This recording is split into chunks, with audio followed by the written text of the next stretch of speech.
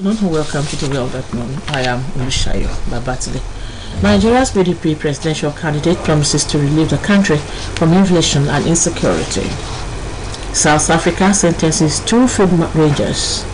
The US plans broad increase of military presence in Australia. Now the news in full.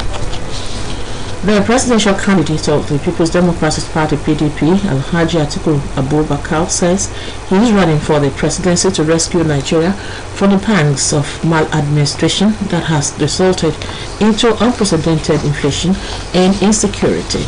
Governor's office correspondent Abdulhakim Adekle reports that Osun State Governor Senator Ademola Adeleke left the PDP flag bearer who was accompanied by his running mate, Governor Ifeanyi Okowa, PDP National Chairman Iyocha Ayu, and other stalwarts to the royal fathers. Here are the details. Presidential candidate and former Vice President Alhaji Atiku Abubakar, his running mate Dr. Ifeanyi Okowa, PDP National Chairman Senator Iyocha Ayu, former governors Olagunsoye Oyinlola and Bukola Saraki, among several others, were welcomed with the rich culture of Yoruba people to the palace. Speaking at the palace of Ooni of Ife, Alhaji Atiku said his presidential ambition is to bring Nigeria back to the glorious days of economic prosperity.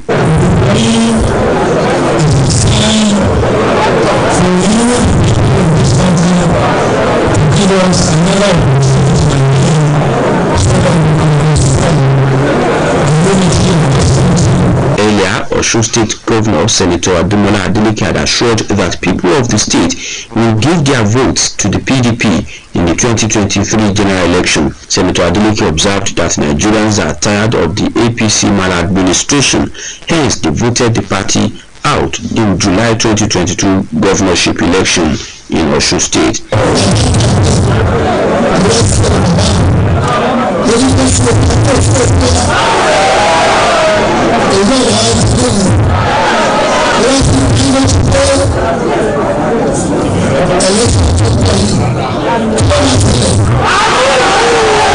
The Ooni of Ife Oba Adeyeye Ogunwusi Ojaja II, while welcoming the PDP team, prayed for their success and assured the PDP of all necessary support. The team moved from Ile-Ife to Ilesha, where the Owa Obuku of Ijesha land, Oba Dr. Gabriel Adekunle Aromolaran, equally blessed the presidential candidate who came with his wife, Haji Atiti Abubakar. The PDP candidate assured the people of Ijesha land that if voted, his presidency will meet the yearnings and aspirations of the citizenry. The train moved to Osogbo, where they were received by the Atauda of Osogbo, Oba Jimoh Oyetunji Olanipotunlaro Oye II. The monarch assured the team of his support and enjoined Alhaji Atiku Abubakar to be a president for all if he is given the mandate by Nigerians. Responding, Alhaji Atiku Abubakar promised that the PDP administration, which he is coming to lead, will right all the wrongs of APC administration in the last 8 years. We make sure that all the programs we have promised, we implement, and we are elected in the office, will be implemented. It has been Abdulrahim Adekle reporting. Governor Ademola Adeleke has charged the new head of the Civil Service of Osun State, Mr. Anyonleye Aina, to bring his wealth of experience to bear in repositioning and running of the civil service in Osun State, southwest Nigeria. Performing this training at the Local Government Service Commission Hall, State Secretariat, the governor said his administration will not prioritize sentiment or any other parochial consideration in the appointment and promotion of principal officers. Governor's Office correspondent Abdulrahim Adekle again reports.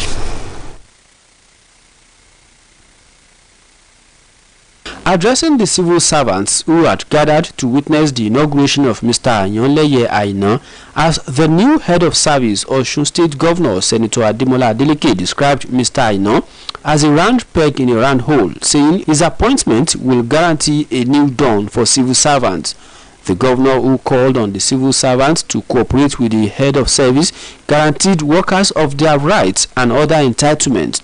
The governor disclosed that he has signed salaries and pension of workers and the retirees for immediate payment of November salary and retirement benefits. Senator Adeleke, however, warned that workers must justify their pay by embracing the right attitude to work in terms of dedication, punctuality, efficiency, and hard work. You get to your office very early, do your job. And I know the head of service, I can feel it. That is a new done. Everything will go well. Smells fine. I will make sure everybody's fine. But you must work. You must fix your job. You must cooperate with the people of the day so that everything can go well. Speaking after taking oaths of allegiance and oath of office as the new head of service, Mr. Aina pledged that he will do all within his reach to ensure that Osun Civil Service remains one of the best in Nigeria. To assure you and the workers of our lesser part of the organization, the workers and Mr. Governor, and we are all in detailed program of action that will spell out in clear terms your objectives, which shall be winning. It has been Abdurrahim Adekileku reporting.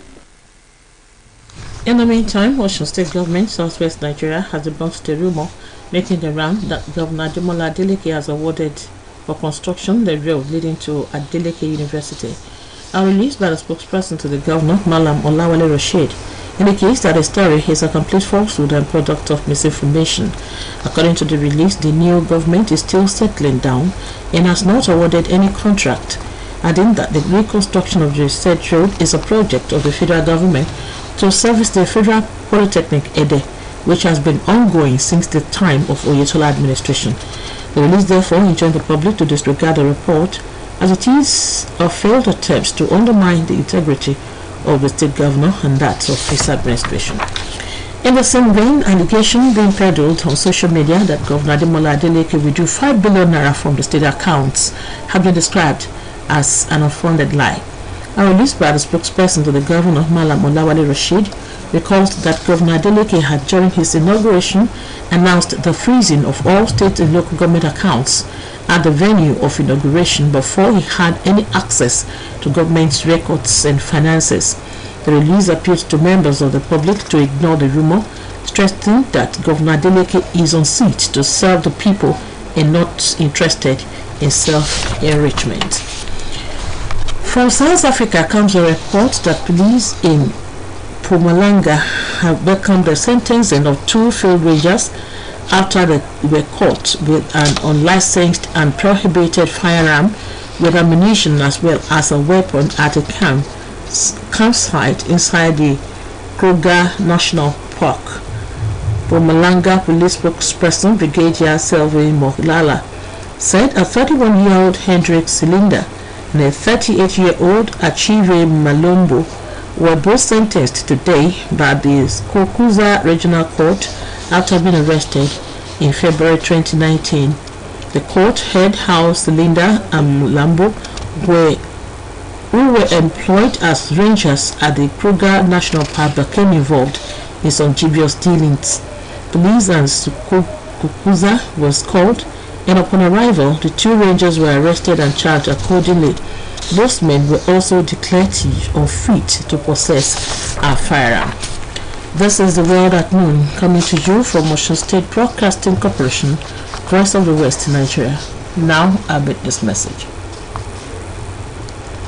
Honesty is the best policy. Train your child to be honest.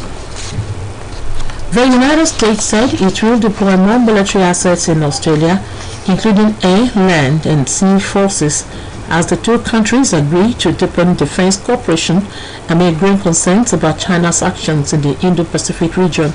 Details remain to be worked out, though the 2 countries said they will place more ammunition and fuel in Australia to support U.S. military activity, jointly develop airfields in northern Australia to support more rotations of U.S. aircraft, expand locations where U.S. troops can conduct exercises, and further integrate their defense industrial bases.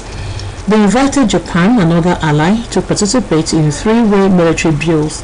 China has said that its foreign policy aims for peace and that it doesn't engage in any coercion. Still, Beijing has vowed to take control of Taiwan by force, if necessary, and some Western officials feel it could invade in the coming years. And here again are the highlights of the world at noon. The presidential candidate of the People's Democratic Party, PDP, Alhaji Atiku Abubakar, says he is running for the presidency to rescue Nigeria from the pangs of maladministration that has resulted into the unprecedented inflation and insecurity. The Osun State Governor, Senator Ademola Adeleke, led the PDP flag bearer, who was accompanied by his running mate and other stewards to the royal fathers. From South Africa comes a report that police in Mpumalanga have welcomed the sentencing of 2 field rangers after they were caught with an unlicensed and prohibited firearm with ammunition as well as a weapon at a campsite inside the Kruger National Park. The United States said it will deploy more military assets in Australia, including air, land, and sea forces, as the two countries agreed to deepen defense cooperation amid growing concerns about China's actions in the Indo-Pacific region. That was the world at noon, put together by Temitope Olajuwola and delivered by Ulushayo Babatunde. In today's news talk, a veteran journalist, Prince Adeyeyi Oyedoku, goes through a downward review of severance pay of political office holders in Nigeria.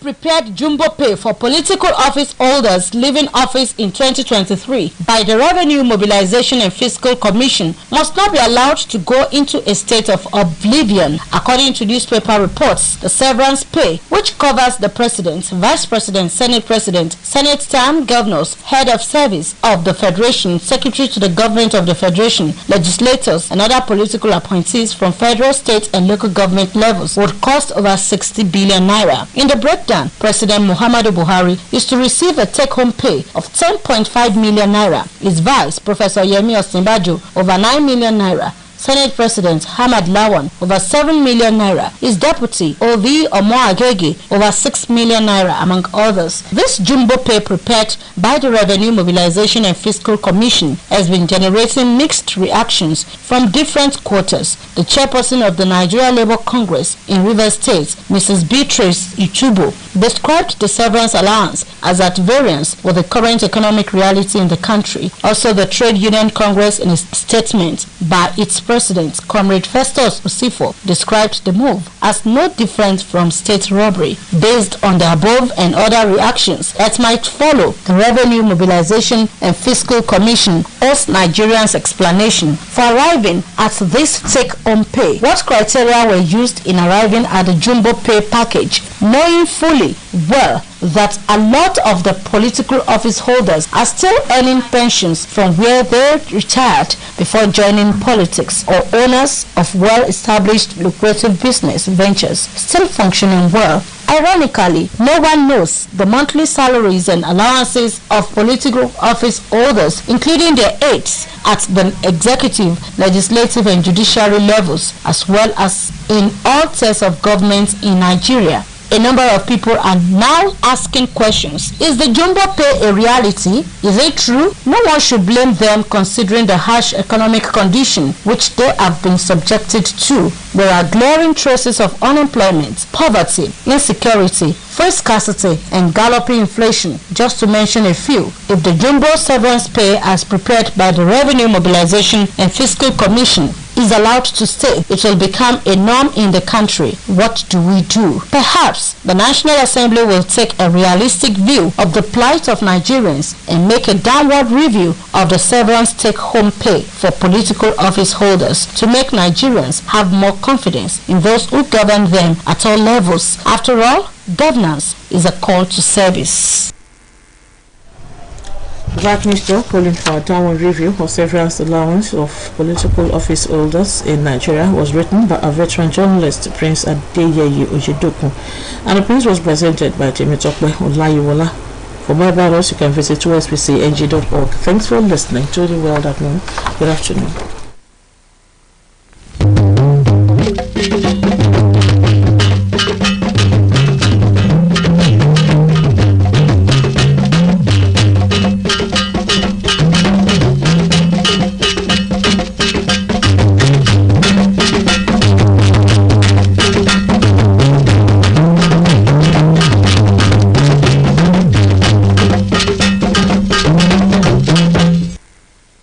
kásán ìròyìn àgbáyé ṣáájú ẹgbẹ́ kókó tó wà nínú ìròyìn ọ̀hún.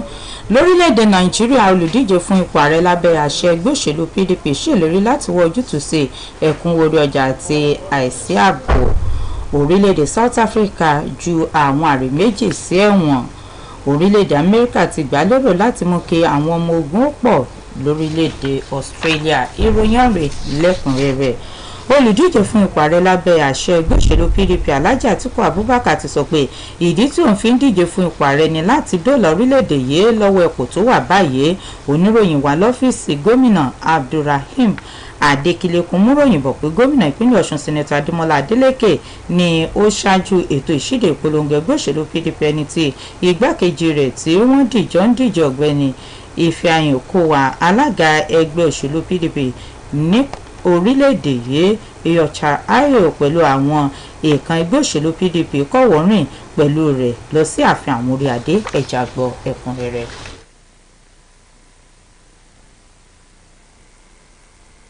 Ipò ààrẹ lábẹ́ àsíá ẹgbẹ́ òṣèlú People's Democratic Party tó tún ti fìgbà kan rí jẹ́ igbákejì ààrẹ ilẹ̀ yìí Alhaji Atiku Abubakar ló kó ikọ̀ náà sòdí níbi tá a ti rí igbákejì rẹ̀ tí wọ́n jọ ń díje dókítà Ifeanyi Okowa alága ẹgbẹ́ òṣèlú alábùradà lórílẹ̀‐èdè yìí sẹ́nitọ́ Iyorchia Ayu àwọn gómìnà tẹ́lẹ̀ rí nínú èyí tá a ti rí ọmọọba Ọlágúnsóyè Oyinlọ́lá àti dókítà Bùkọ́lá Sàràkí pẹ̀lú àwọn míì tìlù ti fọ́n pẹ̀lú ẹwà àṣà ilẹ̀ Yorùbá làwọn agbáṣàgà fi kí wọn káàbọ̀ sí ààfin ní tilé Ifẹ̀ ọba Adéyẹyè ẹni ìtàn Ògúnwùsì Ọ̀jájá kejì.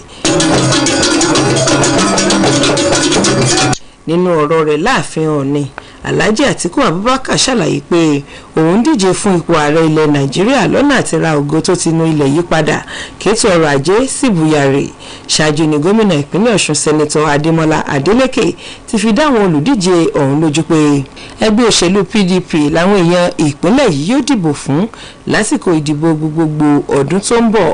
Sẹ́nẹ́tọ̀ Adélékè wòye pé àwọn èèyàn orílẹ̀-èdè yìí kò ní gbẹ́kẹ̀lé kankan mọ́ nínú ẹgbẹ́ òṣèlú APC látàrí bẹ́gbẹ́ náà ṣe ti já wọn kulẹ̀ ní gbogbo ọ̀nà. Èyí ló sì mú káwọn èèyàn ìpínlẹ̀ Ọ̀ṣun fìbò gbé ẹgbẹ́ òṣèlú PDP wọlé sípò gómìnà lóṣù keje ọdún yìí.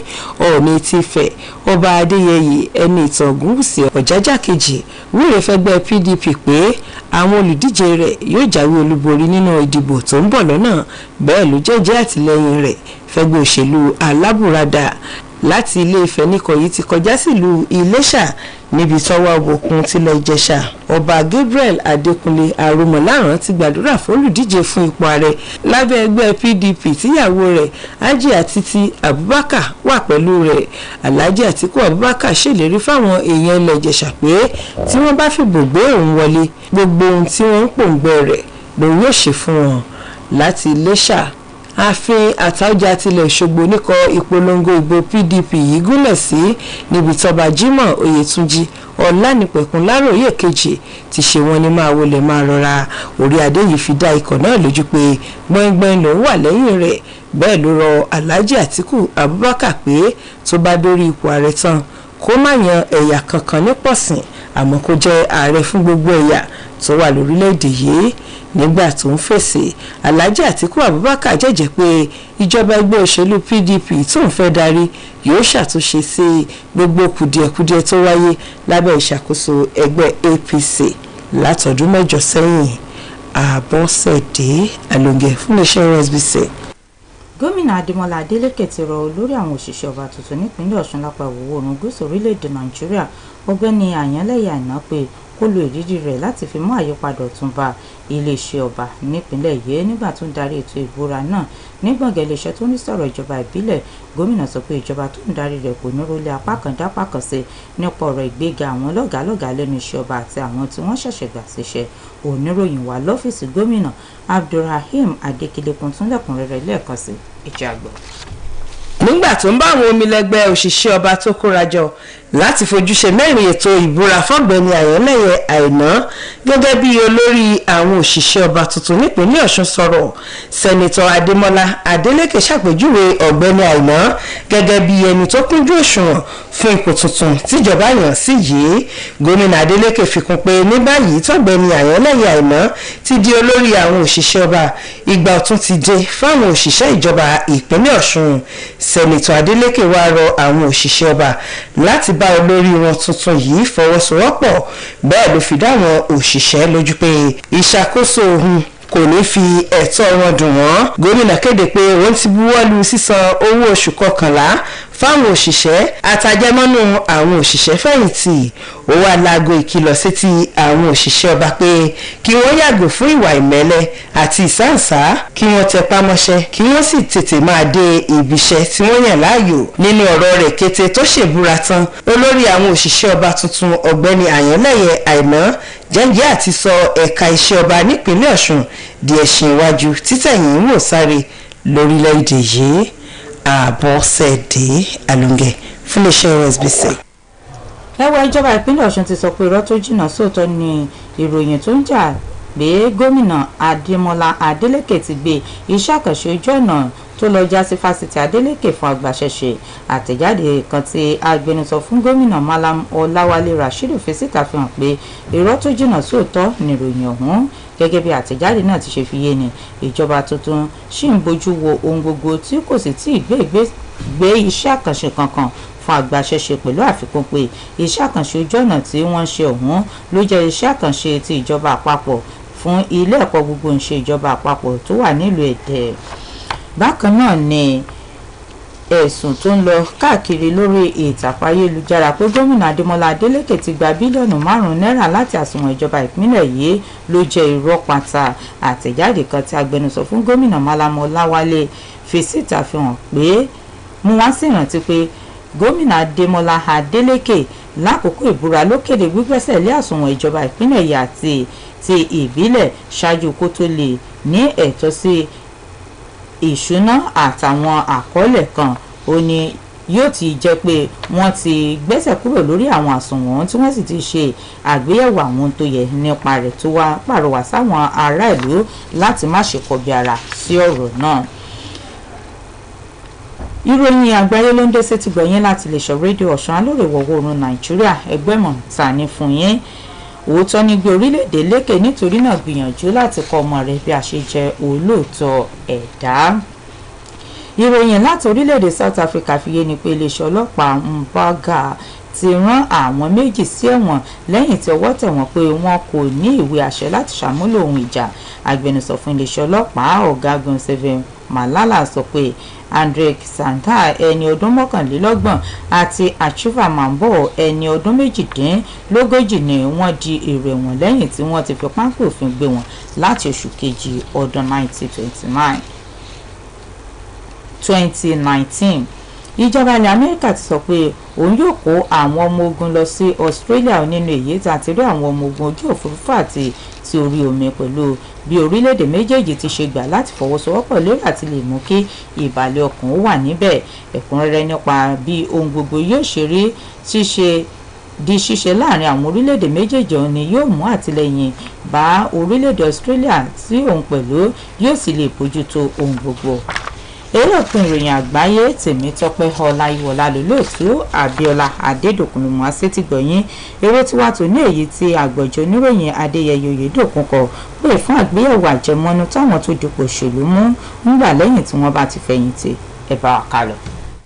ní báyìí tí ìgbìmọ̀ tó ń bójútó ẹ̀náwó àti pínpín burújí ilẹ̀ yìí ti parí iṣẹ́ lórí owó tabua àmúrelé táwọn olóṣèlú tí ó fipò sílẹ̀ lọ́dún 2023 yóò jàǹfààní ni ò yẹ ká dọwọ́ bò kó lọ bẹ́ẹ̀ láì ṣàgbéyẹ̀wò àwọn ọ̀rọ̀ tó súyọ lórí ìgbésẹ̀ náà gẹ́gẹ́ bó ti wà nínú àwọn ìwé ìròyìn àjẹmọ́nú owó àmúrelé náà ló wà fún ẹni yòówù tó bá ti di ipò ààrẹ igbákejì ààrẹ adarí ilé asòfin àgbà àwọn gómìnà olórí ìṣọba ilẹ̀ yìí àti akọ̀wé ìjọba àpapọ̀ orílẹ̀-èdè yìí àwọn asòfin àtàwọn tó dipò òṣèlú mú ní ẹ̀ka ìjọba àpapọ̀ ìpínlẹ̀ àti ẹ̀ka ìjọba ìbílẹ̀ àpapọ̀ yìí tí àkọsílẹ̀ fi léde pé yóò ná ìjọba tó bílíọ̀nù lọ́nà 60 náírà. Nínú àtúpalẹ̀ owó ọ̀hún ni ààrẹ Muhammadu Buhari yóò ti mú mílíọ̀nù 10.5 náírà lọ létí gbákejì ààrẹ ọ̀jọ̀gbọ́n Yẹmí Ọ̀ṣínbàjò náà yóò mú mílíọ̀nù 9 náírà lọ lé. Bákan náà ni adarí ilé asòfin àgbà Ahmed Lawan náà yóò gba owó tó lé ní mílíọ̀nù 7 náírà tí igbákejì rẹ̀ Ovioma Agege náà yóò sì mú owó tó lé ní mílíọ̀nù 6 náírà àtàwọn míì nípele ìjìpele tó sì jẹ́ pé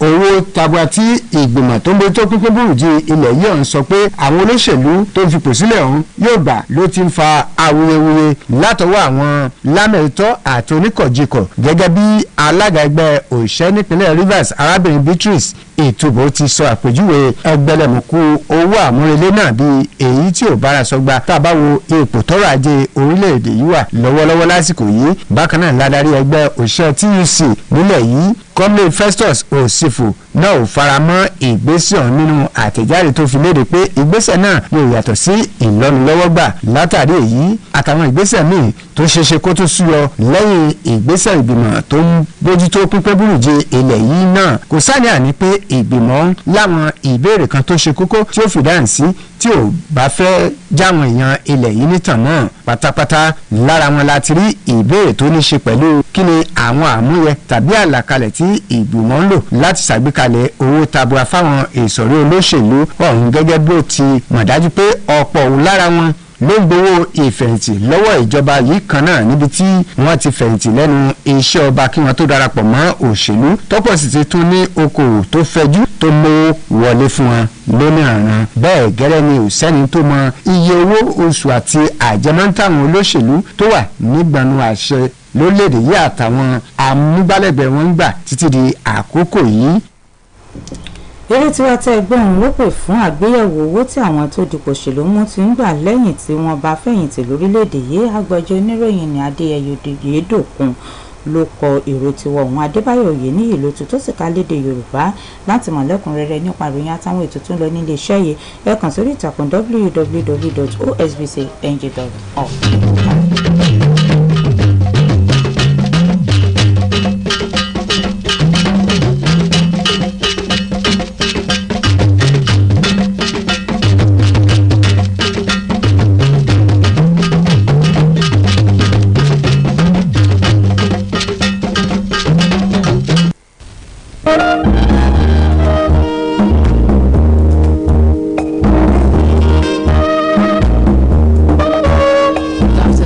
Welcome to OSBC Radio 104.5 FM Osogbo, Voice of the West, Nigeria.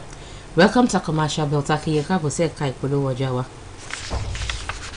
Our ìjọ St. Andrew United School, Church of Cherubim and Seraphim Orísun èyí tí ó kalẹ̀ sí ìlú Òṣogbo ń fi àsìkò ìké bàbá wa alákòóso àti olùdarí fún àpapọ̀ ìjọ United Church of Cherubim and Seraphim káàkiri àgbáyé ẹni ọ̀wọ̀ jùlọ Primate Archbishop Ebenezer Dúrójayé àdìrẹ́tì àti bàbá wa Bishop fún ẹkùn Òkè Ọ̀ṣun Diocese Deputy Archbishop Ọláníwájú Adémọ́lá Gabriel fún ìmúrasílẹ̀ àjọ ńlá ọlọ́dọọdún National Annual Convention 2022 tí yóò wáyé ní ọjọ́ kẹjọ títí di ọjọ́ kẹwàá oṣù kejìlá ọdún yìí ní ìjọ St. Peter's UCCS Cathedral Surulere Lagos Diocese. Ọjọ́ náà yóò bá wa láyọ̀ àmín. Olùkéde Lady Evangelist Adenike Ajayi. Ẹ kú oríire o, ẹ kú oríire o. Àpapọ̀ ẹgbẹ́ ẹlẹ́ran aládìẹ àti aláta tó wà lẹ́yìn àgọ́ ọlọ́pàá ọjà ọba Òṣogbo lábẹ́ ìyálọ́jà wa Alhaja Síkírátù Adékọlá Ajébándélé fi àsìkò kí gómìnà tuntun tí gbogbo èèyàn ìpínlẹ̀ Ọ̀ṣun dìbò yàn Senator Adémọ́lá Nurudeen Jackson Adeleke gómìnà ìpínlẹ̀ Ọ̀ṣun kórìíre gbígba ẹ̀kú ìdarí ìpínlẹ̀ Ọ̀ṣun àgbàládùúrà pé lásìkò tí yín ìpínlẹ̀ Ọ̀ṣun yóò máa tẹ̀síwájú ìmọ́lẹ̀ tó ń tàn lọ́ṣun kò ní wọ̀ òkùnkùn láíláí. Bákan náà àkí akọ̀wé àgbà fún ìjọba ìpínlẹ̀ Ọ̀ṣun ọ̀rẹ́bù tẹ̀sílẹ̀ gbàláyé oríire Ọlọ́run yóò máa tì yín lẹ́yìn àsìtò kí Alhaji Muniru Raji oríire ti àṣeyọrí lágbára Ọlọ́run gbogbo wa láàrin tiwa ṣe. Olùkéde àpapọ̀ ẹgbẹ́ ẹlẹ́ran aládìẹ àti aláta ọjà ọba Òṣogbo. Congratulations to the people's governor, the entire executive and members of retiree group, popularly known as the Monday Day retirees, earthly rejoice with and congratulate our amiable and God-sent governor, Senator Ademola Jackson Nurudeen Adeleke, on his inauguration as the 6th democratically elected governor of Osun State on Sunday, the 27th November 2022. Your Excellency, sir, as you assume the mantle of leadership of our dear state, Osun, we fervently pray that God Almighty We give you the necessary wisdom, sound mind, knowledge, good health, and understanding to accomplish all your electionary campaign promises aimed at taking Osun State to greater heights. Mr. Governor, sir, we have no doubt in your ability to bring to fruition all your promises by the special grace of God. Also, again, hearty cheers and congratulations, sir. Announcer, the executives and members of Imole Retirees Osun State. Labour Party forward ever gbogbo ọmọ ẹgbẹ́ Labour Party tí ó wà ní ìjọba ìbílẹ̀ Òròlù lábẹ́ alága ẹgbẹ́ wọn Alhaji Azeez Tajudeen kéde pé gbogbo àwọn ọmọ ẹgbẹ́ Labour Party tí ó wà ní Òròlù local government Digbi ní gbogbo wa wà lẹ́yìn Peter Obi náà láwa o. Alhaji Azeez Tajudeen wọ́n rọ gbogbo ọmọ ẹgbẹ́ jákèjádò Òròlù local government láti dúró lórí ẹsẹ̀ wọn kí wọ́n má jẹ́ kí ìwà jàgídíjàgan wáyé ní Òròlù local government àti agbègbè rẹ̀. Ìpínlẹ̀ Ọ̀ṣun ìpínlẹ̀ àlàáfíà ni o. Labour Party forward ever. Alhaji Azeez Tajudeen alága ẹgbẹ́ Labour Party ní Òròlù local government lórúkéde.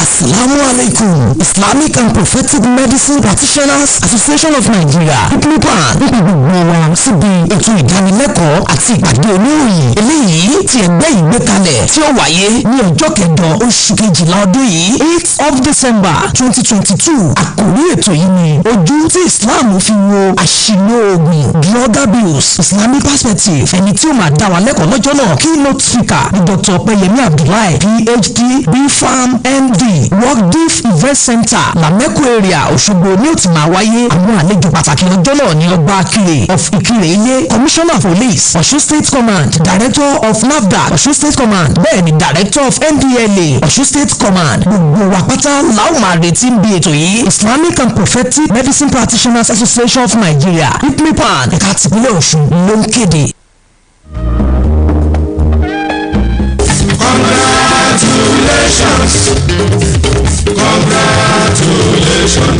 Congratulations, Senator Nuruddin Ademola Jackson Adeleke. The Nigerian Institution of Surveyors, Osun State Branch, early rejoice and congratulate Senator Ademola Nuruddin Jackson Adeleke and Prince Kola Adewusi on your inauguration and assumption of office as the 6th Executive Governor and Deputy Governor of Osun State. The Nigerian Institution of Surveyors in Osun believes that your emergence as the state's helmsman at this critical time will bring unprecedented peace, growth, and development to our dear state. We pray that God, who has in His infinite mercy chosen you as Osun State Governor and Deputy Governor, will give you and your cabinet members divine wisdom, knowledge, and understanding to take our dear state to greater heights. Once again, congratulations. Announcers, Surveyor Simeon Olabode Nagunaja, Publicity Secretary, and Surveyor Dr. Tunde Fadamsi, Chairman, Nigeria Institution of Surveyors, Osun State Branch.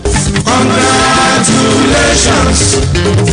Congratulations. SDP Progress. CBO sóhun ló lè ṣe o. Ẹja jọ dìbò fún Bọ́lájí.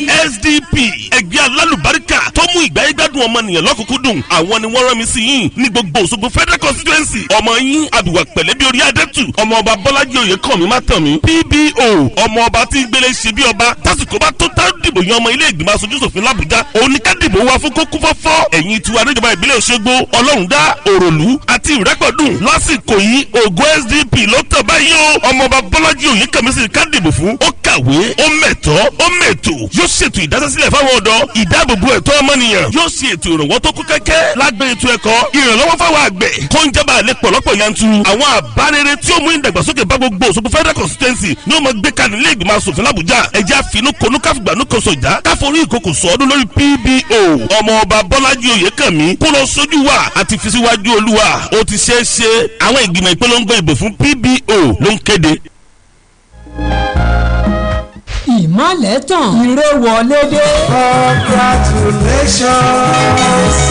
tán o gbogbo ọmọ ìpínlẹ̀ Ọ̀ṣun àkú oríire ti gómìnà tó tún àyànrán Catfish Farmers Association of Nigeria káfáàn ẹ̀ka ti ìpínlẹ̀ Ọ̀ṣun lábẹ́ alága Mr. Ọ̀dẹ́lẹ̀yẹ Wálé ń dámúṣò pẹ̀lú gómìnà tó tún ní ìpínlẹ̀ Ọ̀ṣun gómìnà olóríire ọ̀rẹ́ mẹ̀kúnnù His Excellency Senator Ademola Jackson Nurudeen Adeleke àti igbákejì wọn His Excellency Prince Kọ́lá Adéwùsì pẹ̀lú bí wọ́n ṣe búra wọlé fún wọn ní Sunday ọjọ́ kẹtàdínlọ́gbọ̀n oṣù kọkànlá ọdún 2022 táwa yìí gẹ́gẹ́ bí gómìnà àti igbákejì gómìnà tí wọ́n tukọ̀ ìpínlẹ̀ Ọ̀ṣun congratulations sir gbogbo àwọn ẹgbẹ́ olóṣèjà ní ìpínlẹ̀ Ọ̀ṣun Catfish Farmers Association of Nigeria ń kì í kú oríire o a sì ń gbàládùá fún yín pé àṣeyè alákànṣepọ̀ ìgbà yóò tu gbogbo wa lára o àmín àṣẹ Èdùmàrè olùkéde Catfish Farmers Association of Nigeria káfáàn ẹ̀ka ti ìpínlẹ̀ Ọ̀ṣun lábẹ́ alága Mr. Ọ̀dẹ́lẹ̀yẹ Wálé ẹgbẹ́ ẹlẹ́jà àṣẹjèrè. ẹ bá wa gbé ètò yìí lárugẹ. ohun wa ní lárugẹ lárugẹ. ẹ̀yin ìyẹn pínlẹ̀ Ọ̀ṣun ǹjẹ́ ti gbọ́ pé àjọ elétò ìlera tí a mọ̀ sí Women Healthcare and Empowerment Foundation pẹ̀lú àjọṣepọ̀ ilé iṣẹ́ ètò ìlera lábọ́dẹ́ntì ìpínlẹ̀ Ọ̀ṣun tó ti gbé ètò ìlera ọ̀fun lójúlédójúlé wọn padà dé abala yìí wà fún gbogbo ènìyàn àwọn òṣìṣẹ́ elétò ìlera yóò máa lọ láti ojúlé láti fún àwọn ọmọ ọdún márùn sókè ní èrò ọ̀fẹ́ láti tọ́jú àti láti dènà àrùn àtọ̀sí ajá àti àrùn lára àwọn ọmọdé. látọjọ́ kìíní oṣù kejìlá sí ọjọ́ kẹwàá oṣù kejìlá ọdún